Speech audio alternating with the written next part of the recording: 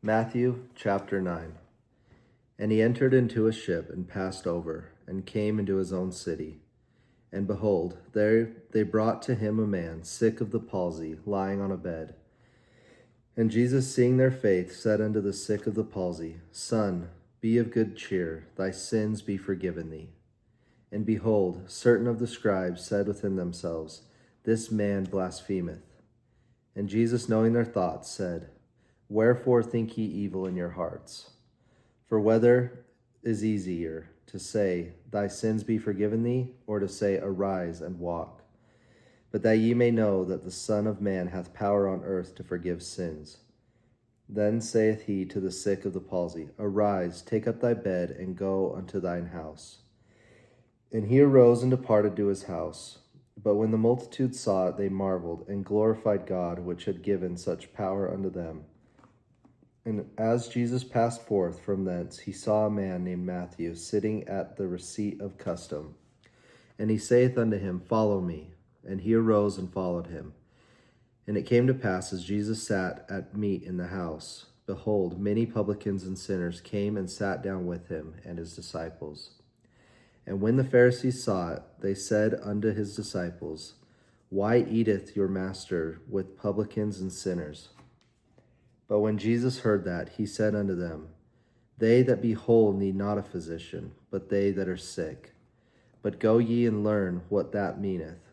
I will have mercy and not sacrifice, for I am not come to call the righteous, but sinners to repentance.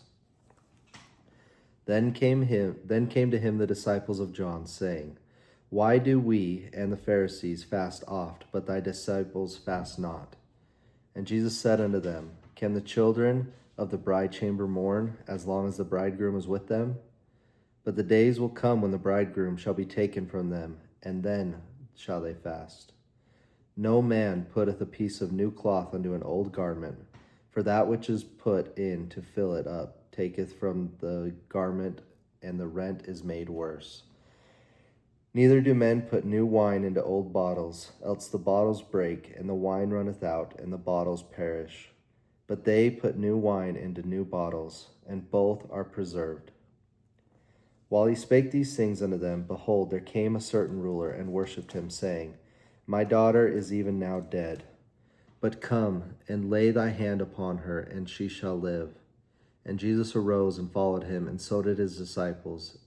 And behold, a woman, which was diseased with an issue of blood 12 years, came behind him, and touched the hem of his garment. For she said within herself, If I may but touch his garment, I shall be whole.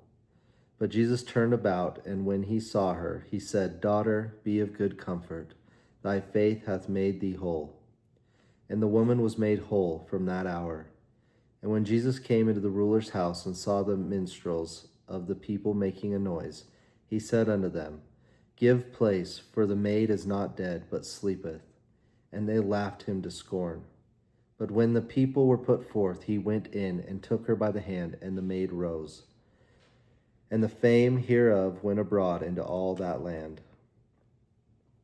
And when Jesus departed thence, 2 blind men followed him, crying and saying, Thou Son of David, have mercy on us.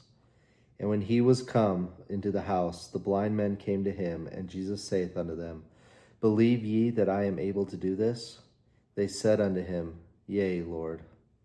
Then touched he their eyes, saying, According to your faith be it unto you. And their eyes were opened, and Jesus straitly charged them, saying, See that no man knoweth. But they, when they were departed, spread abroad his fame in all that country. As they went out, behold, they brought to him a dumb man possessed with a devil. And when the devil was cast out, the dumb spake. And the multitudes marveled, saying, It was never so seen in Israel. But the Pharisees said, He casteth out devils through the prince of the devils. And Jesus went about all the cities and villages, teaching in their synagogues, and preaching the gospel of the kingdom, and healing every sickness and every disease among the people. But when he saw the multitudes, he was moved with compassion on them, because they fainted and were scattered abroad, as sheep having no shepherd. Then saith he unto his disciples, The harvest truly is plenteous, but the laborers are few. Pray ye therefore the Lord of the harvest, that he will send forth laborers into his harvest.